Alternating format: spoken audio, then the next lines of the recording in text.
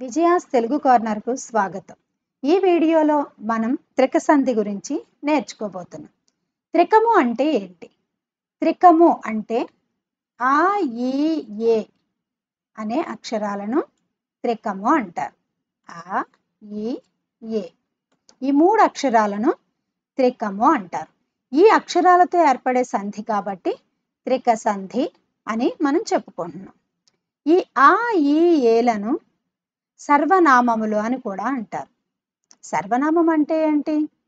సర్వనామం అంటే నామవాచకములకు బదులుగా వాడేదే సర్వనామం.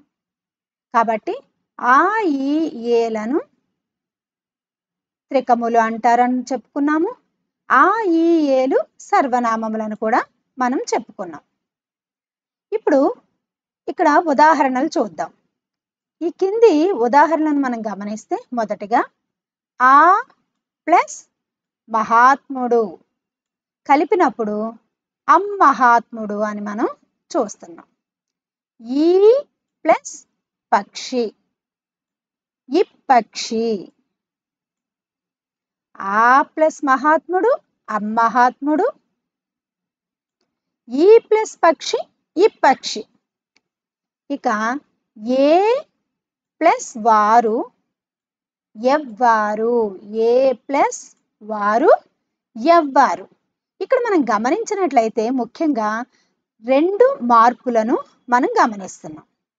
ఇక్కడ ఆ అనేది దీర్ఘాక్షరం కదా. ఆ అనేది దీర్ఘాక్షరం మొదటి పూర్వపదంగా ఉంది. ఇది త్రికము. ఆ, ఈ, ఏలు త్రికములు అని చెప్పుకున్నాం కదా. ఈ పదంలో పూర్వపదంలో ఉన్న ఆ ప్లస్ పరపదంలో ఉన్నటువంటి మహాత్ముడులో మా అనేది మహాత్ముడు. ఇక్కడ మాలో మనం గమనించినట్లయితే అమ్మహాత్ముడు అని మనం చూసినప్పుడు ఇక్కడ మాకి మా ఒత్తు అనే ద్విత్వాక్షరాన్ని మనం చూస్తున్నాం. ఇక్కడ ఉండేటటువంటి ఆ ప్లస్ మహాత్ముడులో పరపదంలో ఉన్న మాకి ఎలాంటి ఒత్తు లేదు. కానీ పదం కలిపిన తర్వాత అమ్మహాత్ముడులో రెండు మార్పులు మనం చూసాం. ఇక్కడ దీర్ఘాక్షరం కాస్త హ్రస్వాక్షరం అయింది. మాకి మా అనే ద్విత్వాక్షరం రావడం ఇక్కడ మనం గమనించాం. అలాగే ఈ ప్లస్ పక్షి ఇప్పక్షి. ఈ ప్లస్ పక్షి ఇప్పక్షి. ఇక్కడ ఈ అనేటటువంటి దీర్ఘాక్షరం ఇక్కడ ఇప్పక్షిలో ఇక్కడ మనం చూసినట్లయితే హ్రస్వ యకారంగా మారడం మనం గమనిస్తున్నాం. చూడండి, ఇది హ్రస్వ యకారంగా మారిపోయింది.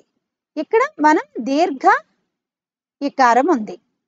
ఈ అనే దీర్ఘ అక్షరం ఇక్కడ వచ్చేసరికి పదాన్ని కలిపేసరికి హ్రస్వైకారంగా మారింది. రెండో మార్పు ఏంటి అంటే పరపదంలో ఉన్నటువంటి మొదటి అక్షరమైన పా, ఎలాంటి ఒత్తు లేనటువంటి ఈ పా అనేది ఇక్కడ ఎలా మారింది?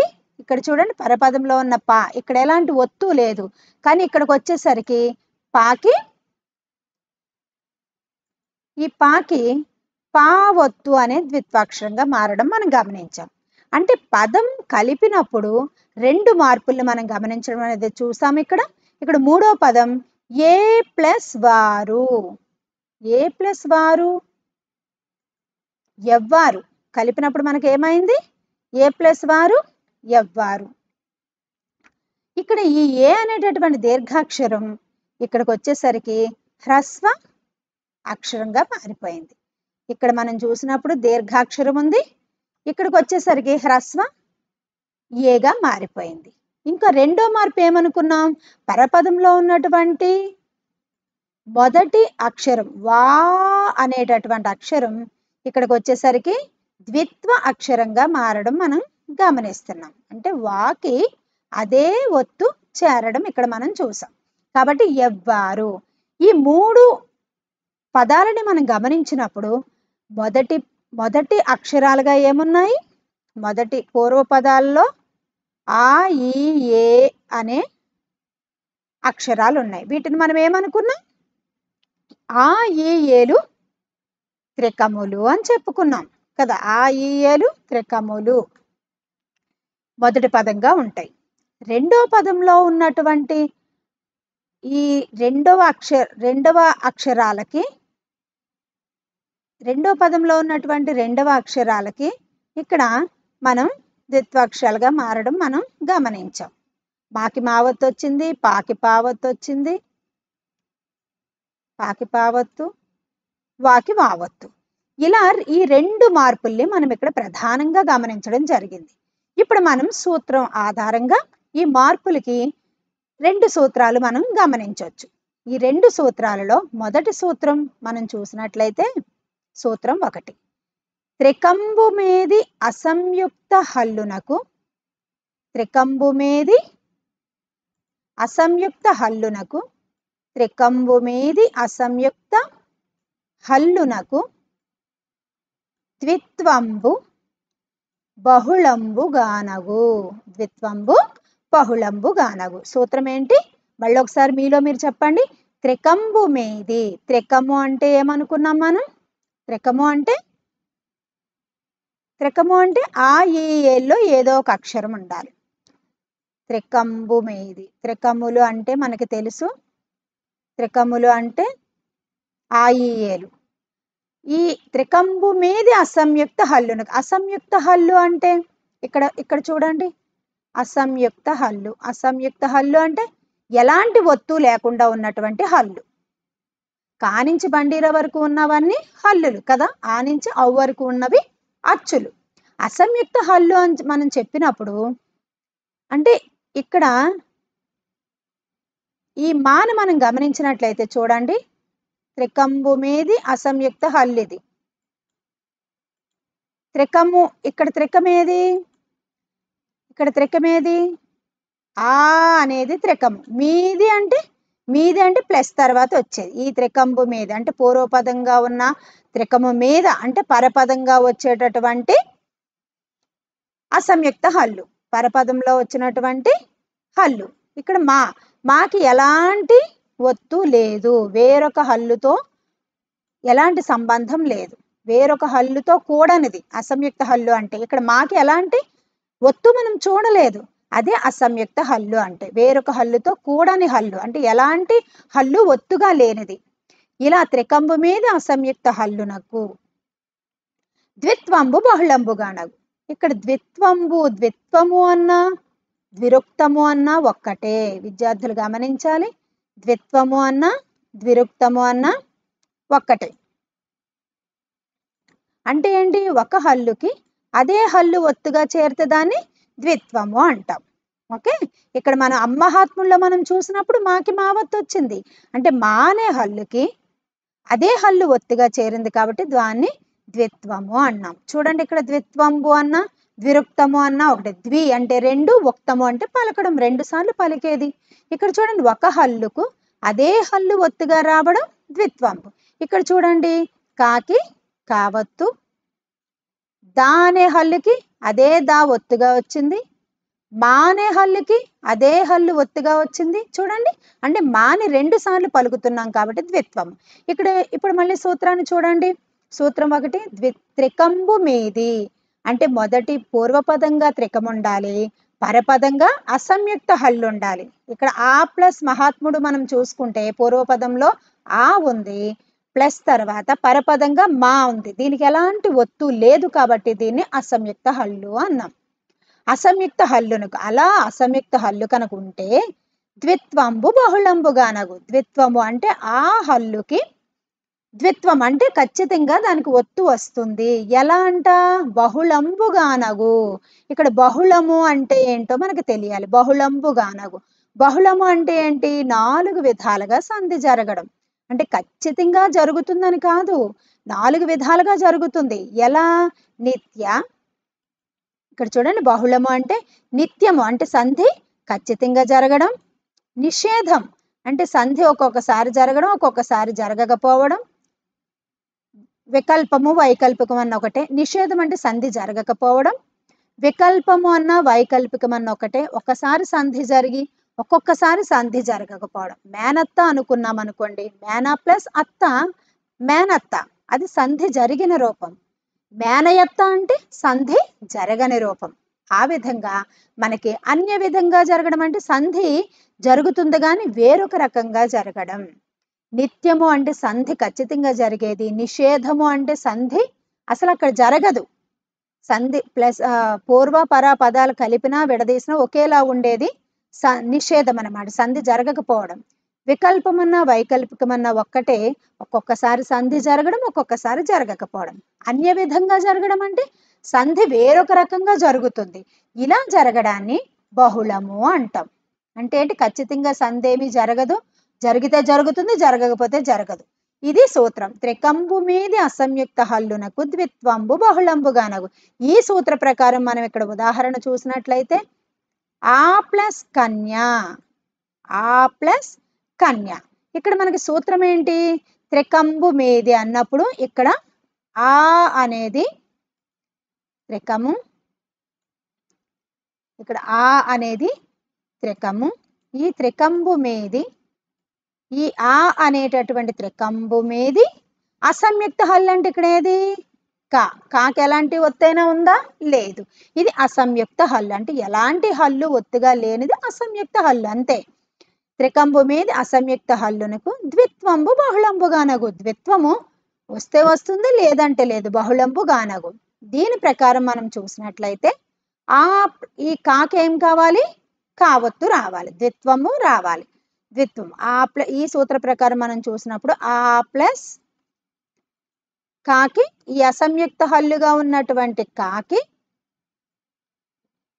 ద్విత్వంబు బహుళముగా వచ్చింది. చూడండి, అసంయుక్త హల్లుగా ఉన్నటువంటి కాకి ద్విత్వము బహుళంబు గానగు.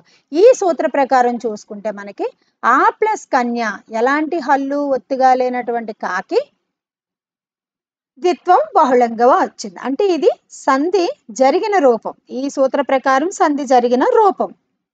సంధి జరగకపోతే కాకి కావత్తు రాదు, ద్విత్వం రాదు. ఆ ప్లస్ కన్య అలానే ఉండిపోద్ది, అది నిషేధం.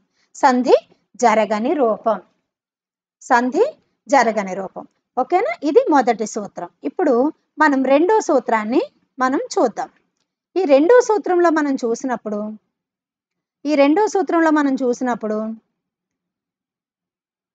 రెండవ సూత్రం ద్విరుక్తంబగు హల్లు. ద్విరుక్తము అన్నా ద్విత్వము అన్నా ఒక్కటే అని చెప్పుకున్నాం మనం.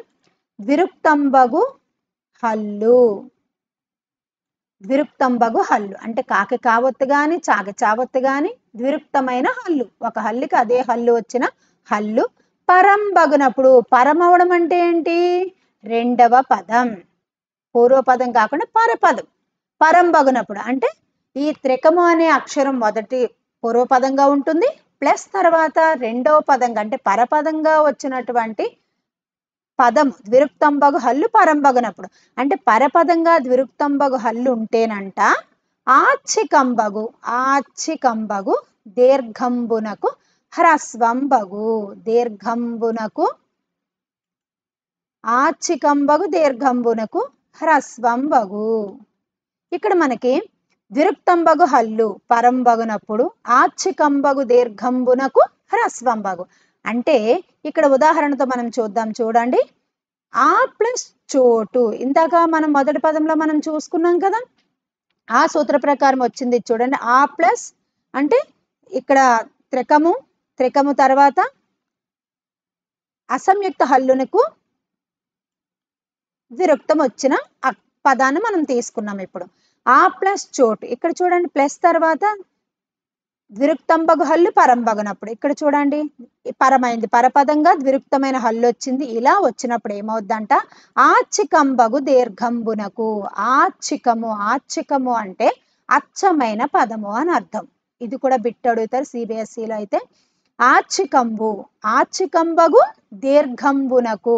ఆచ్చికంబగు దీర్ఘంబునకు అంటే ఆచ్చికంబగు దీర్ఘంబునకు అంటే ఇది ఆచ్చికము. ఆ అనేది అచ్చమైన దీర్ఘం. ఈ ఆచ్చికంబగు దీర్ఘంబు ఏమవుతుందంట, హ్రస్వంబగు. హ్రస్వము అంటే ఏంటి, దీర్ఘం లేని అక్షరాన్ని హ్రస్వము అంటారు, అంతే కదా. హ్రస్వము అంటే దీర్ఘం లేని అక్షరం.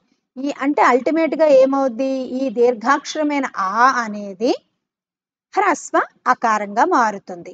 ఎప్పుడంటే సూత్రం మళ్ళీసారి చూడండి. ద్విరుక్తంబగు హల్లు పరంబగునప్పుడు, ద్విరుక్తమైన హల్లు పరంగా వచ్చింది, పరపదంగా చోకి చావొత్తు ద్విత్వము. అప్పుడు ఏమవుద్దంట, మొదటి పూర్వపదంలో ఉన్నటువంటి ఆచ్ఛికంబగు దీర్ఘంబునకు, ఇది దీర్ఘాక్షరమే కదా, ఆ ఈ ఏలు దీర్ఘాక్షరాలు, ఈ ఆచ్ఛికంబగు దీర్ఘము ఏమవుతుందంట, హ్రస్వంగా మారుతుంది. అర్థమైంది కదా. ఇక్కడ చూడండి, ఆచ్ఛికము, హ్రస్వము అంటే దీర్ఘం లేనిది. ఆచ్ఛికము అంటే అచ్చ తెలుగు పదమనర్థం.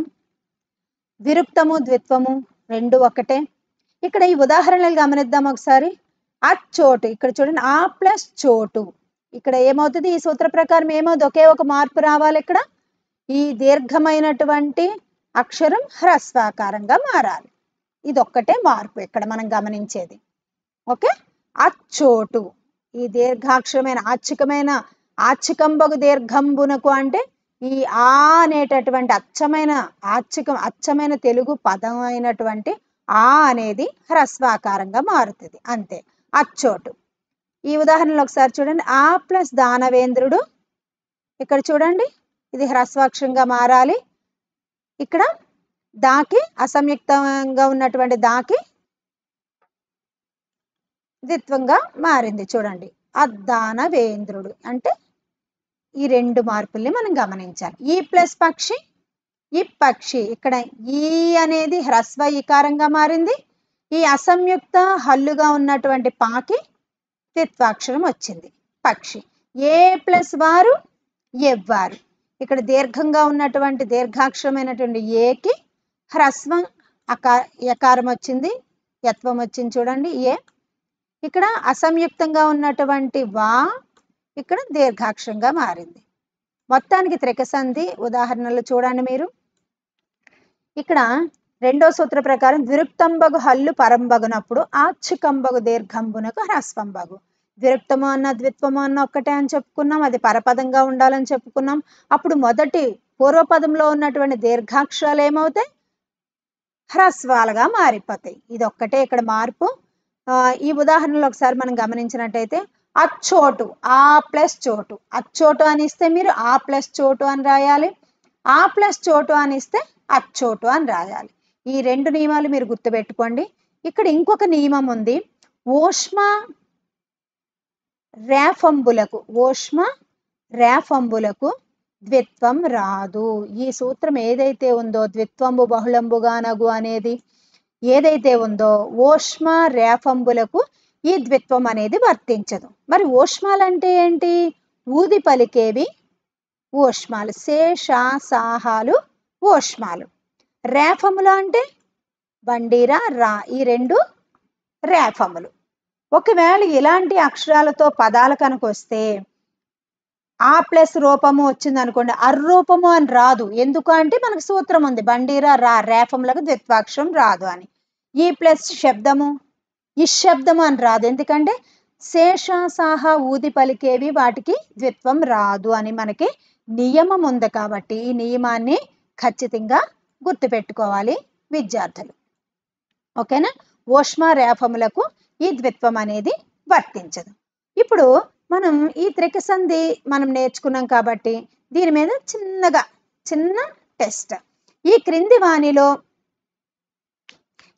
వానిలో త్రికములు ఏవి అంటే త్రికములు ఏవి, ఈ క్రింది వానిలో త్రికములు ఏవి? ఆ ఏవో అర్, ఆ యావారాలు, ఆ ఈ ఏ, ఏమి మరి కి. కరెక్ట్ ఆన్సర్ ఏంటి, ఆ ఈ ఏలు త్రికములు. ద్విరుక్తం అనగా ఏమి, 3 సార్లు పలుకబడేది, 2 సార్లు పలుకబడినది, ఒకేసారి పలుకబడినది, పదే పలుకబడినది. ద్వి అంటేనే 2, ఉక్తము అంటే పలకడము, కాబట్టి 2 సార్లు పలుకబడినది ద్విరుక్తము ద్విత్వము.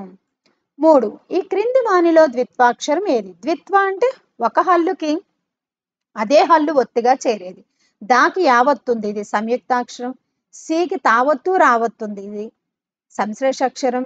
నెక్స్ట్ కాకి కావత్తుంది, ఇది ద్విత్వాక్షరం. ఇక్కడ ఏ ఒత్తు లేదు కాబట్టి కాకి కావత్తున్నది ద్విత్వాక్షరం. ఈ క్రింది వానిలో త్రికసంధికి ఉదాహరణ ఏది? అక్కన్య, మరేమి, అప్పుడు సనియే, మనుమరాలు. మనుమ ప్లస్ ఆలు మనుమరాలు, మరి ప్లస్ ఏమి మరేమి, అప్పుడు ప్లస్ చనియే అప్పుడు సనియే, ఆ ప్లస్ కన్య అక్కన్య.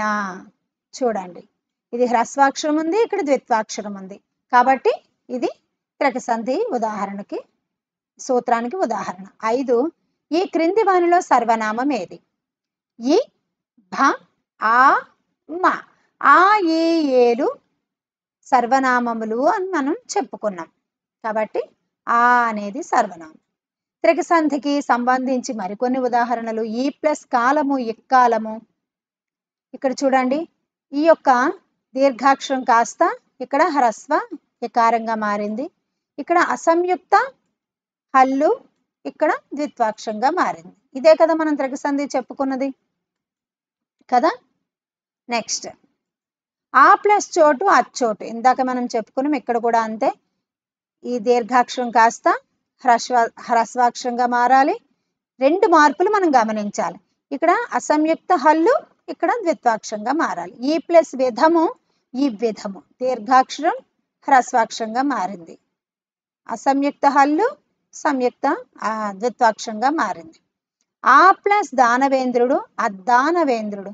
ఈ ప్లస్ వీటి ఇవ్వీటి. ఆ ప్లస్ మహాసాధ్వి అమ్మహాసాధ్వి. ఆ ప్లస్ వాడు అవ్వాడు. ఆ ప్లస్ మహాత్ముడు అమ్మహాత్ముడు. ఇలా చాలా పదాలు ఉంటాయి, మీరు గమనించండి. త్రికసంధి చాలా సులభం. 2 నియమాలు మీరు గుర్తుపెట్టుకోండి. ఈ దీర్ఘాక్షరం హ్రస్వాక్షరంగా మారడం, అసంయుక్త హల్లు ద్విత్వాక్షరంగా మారడం. ఇదొక్కటి మీరు గుర్తుపెట్టుకోండి. ఈ ప్లస్ కాలము ఇస్తే ఎక్కాలము అని రాయడం, ఎక్కాలము అని ఇస్తే ఈ హ్రస్వాక్షరం దీర్ఘాక్షరంగా మారుతుంది. ఇక్కాలము ఈ ప్లస్ కాలం, ఇక్కడ ద్విత్వాక్షరం పోయి అసంయుక్త హల్లు ఉంటుంది. ఈ 2 నియమాలు గుర్తుపెట్టుకొని చాలా సులభంగా మొదటి అక్షరాలన్నీ కూడా పూర్వపదంగా ఉండే అక్షరాలన్నీ కూడా మనకి ఆ ఈ ఏ అని కనిపిస్తాయి. చాలా ఈజీ. త్రికములు అంటే ఆ ఈ ఏలను త్రికములు అంటారు, వీటిని సర్వనామములను కూడా అంటారు. 2 సూత్రాలు ఉన్నాయి దీనికి. ఈ 2 సూత్రాలు చక్కగా గుర్తుపెట్టుకొని సూత్ర ప్రకారం గుర్తుపెట్టుకోండి. ఇందులో ద్విత్వము ఏంటి, ద్విరుక్తం ఏంటి, బహుళము ఏంటి, బహుళం అంటే ఎన్ని రకాలుగా సంధి జరుగుతుంది, ఇలా రకరకాల ప్రశ్నలు మిమ్మల్ని అడగొచ్చు. సూత్రం మధ్యలోంచి కూడా అడగొచ్చు. గుర్తుపెట్టుకొని చక్కగా నేర్చుకోండి. పరమవడం అంటే పరపదంగా రావడం. హ్రస్వాక్షరం అంటే దీర్ఘం లేని అక్షరాలను హ్రస్వాక్షరాలు అంటారు. ఆచ్చికము, ఆచ్చికము అంటే అచ్చ తెలుగు పదాన్ని ఆచ్చికము అంటారు. ఊష్మాలు అంటే ఊది పలికేవి, శేష, సాహ. రేఫములు అంటే బండీర రాలను రేఫములు అంటారు. అసంయుక్త హల్లు అంటే వేరొక హల్లుతో కూడని హల్లును అసంయుక్త హల్లు అంటారు. ఇలా ఈ సూత్రాల్లోంచి పారిభాషిక పదాలను కూడా మీరు చక్కగా నేర్చుకొని త్రికసంధి ఉదాహరణలు మరిన్ని పాఠాల్లో వచ్చినప్పుడల్లా మీరు గుర్తుపట్టగలగాలి. ఇంతటితో సెలవు. వచ్చే వీడియోతో మళ్ళీ కలుద్దాం.